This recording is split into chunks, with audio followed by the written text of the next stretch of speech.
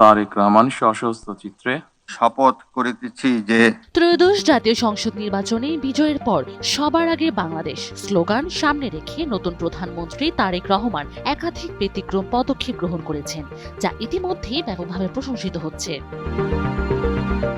দায়িত্ব গ্রহণের পর তিনি সরকারি গাড়ি চালক ও জ্বালানি ব্যবহার না করে নিজস্ব ব্যবস্থাপনা চলাচলের সিদ্ধান্ত নেন। পাশাপাশি প্রোটোকল শিথিল করে শনিবারেও অফিস করার ঘোষণা দেন।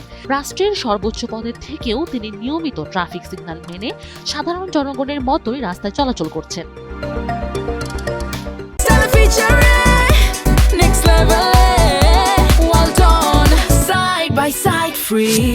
এই পর্যন্ত প্রধানমন্ত্রী নেওয়া উল্লেখযোগ্য সিদ্ধান্তগুলো হলো: ব্যক্তিগত যাতায়াতের ক্ষেত্রে তিনি নিজের গাড়ি, নিজস্ব চালক এবং নিজ খরচে কেনা জ্বালানি ব্যবহার করবেন। প্রধানমন্ত্রীর গাড়ি বহরে আগে যেখানে 13 থেকে 14টি গাড়ি থাকতো তা কমিয়ে 4টিতে নামিয়ে আনা হয়েছে, যাতে জনদুর্ভোগ হ্রাস পায়। প্রধানমন্ত্রী চলাচলের সময় সড়কের দুই পাশে পুলিশের সারিবদ্ধ অবস্থানে প্রচলিত প্রথা বাতিল করা হয়েছে। রাষ্ট্রীয় অনুষ্ঠান ব্যতীত সাধারণ চলাচলের সময় গাড়িতে জাতীয় পতাকা ব্যবহার না করার সিদ্ধান্ত নেওয়া হয়েছে।